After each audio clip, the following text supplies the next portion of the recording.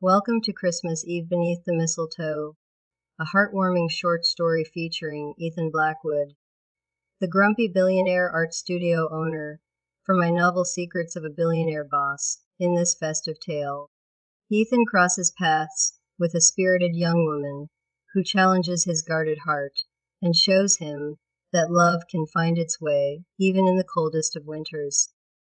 This story offers a glimpse into Ethan's softer side and hints at the transformative power of connection. If you enjoy this tale and want to dive deeper into Ethan's world, be sure to check out Secrets of a Billionaire Boss and explore more of my stories at zoeappletonwriter.com, or you can find me on Amazon. Now, without further delay, sit back, relax, and enjoy Christmas Eve beneath the mistletoe.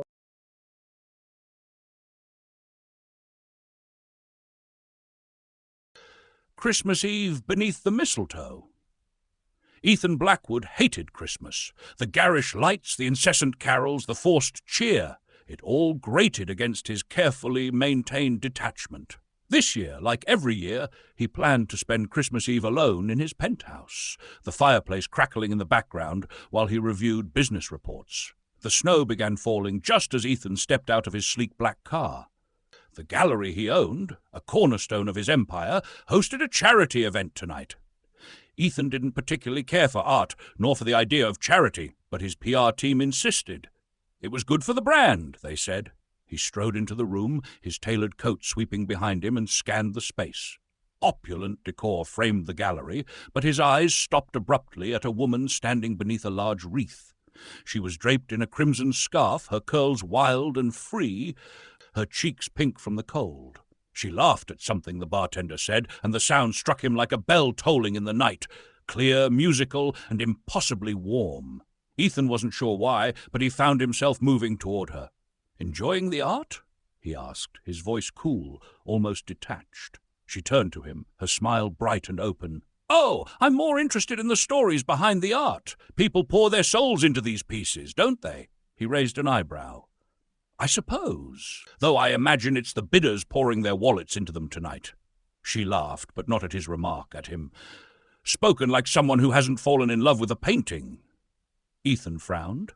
"I don't fall in love with much of anything." Her expression softened, her brown eyes studying him as if he were one of the paintings. "That's a shame," she said. "Everyone should have something to love." She turned back to the bartender, leaving him standing there. For a moment, he thought about walking away, but something about her, her unflinching warmth, the way she seemed to exist so vibrantly in the moment, compelled him to stay. They spent the rest of the evening talking. Her name was Claire, and she was an artist whose work had been rejected by this very gallery several months ago. Ethan felt the first flicker of guilt in years, though Claire waved it off. "I guess you wouldn't be the type to see beauty in messy things," she teased, her lips curving into a smile. "Perhaps not," Ethan admitted, surprising himself with his honesty. "But I see something in you." As the evening wore on, guests began trickling out, and the gallery quieted. Snow blanketed the city, the windows frosted with the chill. Claire stood near the mistletoe hanging from one of the archways, her scarf now loosely draped over her shoulders. "You've got a reputation, Mr. Blackwood," she said, watching him approach. "Grumpy billionaire, hard to please, stubborn." "Accurate," he said with a wry smile. "But perhaps tonight I'm feeling festive." She tilted her head, a mischievous gleam in her eyes. "Festive enough for a kiss beneath the mistletoe?" Ethan hesitated, not because he didn't want to kiss her. He did, more than he wanted to admit, but because something was shifting inside him. She wasn't just a fleeting distraction. She was pulling him out of the cold, dragging his soul into the warmth he'd avoided for so long. "I think," he said softly, "it's time I let myself fall in love with something messy." He cupped her face in his hands, and their lips met beneath the mistletoe. The world outside faded, the snow, the lights, the hum of the city, and for the first time in years, Ethan Blackwood felt alive. Christmas Eve no longer felt like an obligation. It felt like the beginning of something beautiful. Ethan pulled back, his breath visible in the chill of the gallery as he looked into Claire's eyes. They held a mix of surprise and something he hadn't seen in years. Hope. "Well," Claire said softly, her voice teasing but her gaze steady, "that wasn't very grumpy of you." He chuckled, a low, unfamiliar sound that startled even him. "Don't get used to it." But his smirk betrayed the truth. He was already imagining her in his life, a thought as foreign as it was exhilarating. Outside, the snowstorm thickened, wrapping the city in a pristine silence. The remaining staff began closing up the gallery, and Claire looked toward the door. "I should probably head home before the snow gets too bad," she said. "Do you live far?" Ethan asked, his brow furrowing. "Not far, but far enough that I'll have to trek through it," she replied, pulling her scarf tighter around her neck. Ethan hesitated, his usual instinct to disengage warring with the pull she had on him. Finally he said, "Let me drive you." She tilted her head, amusement dancing in her eyes. "Do grumpy billionaires offer rides to every woman they kiss under mistletoe?" "Just the ones who make me question everything," he said, surprising them both with his candor. Claire's laughter rang out again, warming the cold space. "All right, Mr. Blackwood, let's see how your chauffeur handles a snowstorm." Minutes later they were settled in Ethan's car, the sleek interior cocooning them from the storm. The driver navigated carefully, and the city lights blurred into a mosaic of gold and white. "So," Claire said, breaking the silence, "why do you hate Christmas?" Ethan glanced at her, his jaw tightening. He didn't talk about his past, not to anyone, but something about Claire made him feel safe, even vulnerable. "It's not Christmas I hate," he said slowly. "It's what it reminds me of. My parents. They were too busy chasing business deals to care about the holidays. I spent most of them alone in a big house that never felt like home." Claire's expression softened. "I'm sorry, Ethan," he shrugged.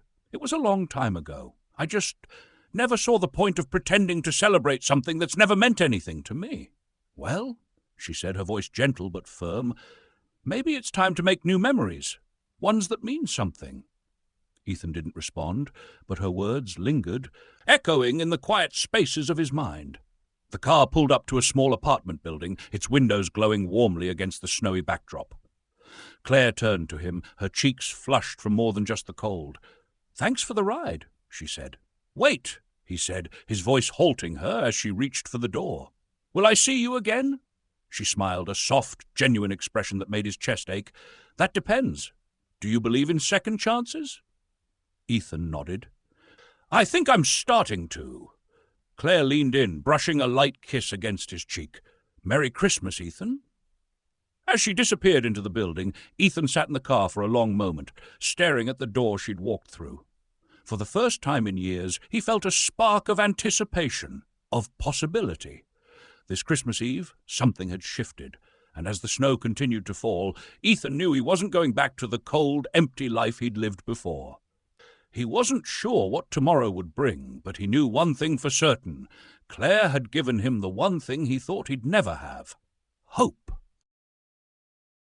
Hi there, lovely listeners. Thank you so much for tuning in and enjoying my story. It means the world to me that you've taken the time to escape into this little universe with me. I'm thrilled to share that we're just getting started. We've got more exciting in-universe audio stories in the works, and I can't wait for you to hear them. If you enjoyed this story, please give it a thumbs up. Leave a comment to let me know what you think. And don't forget to subscribe to the channel. Your support helps us keep creating and sharing these adventures with you.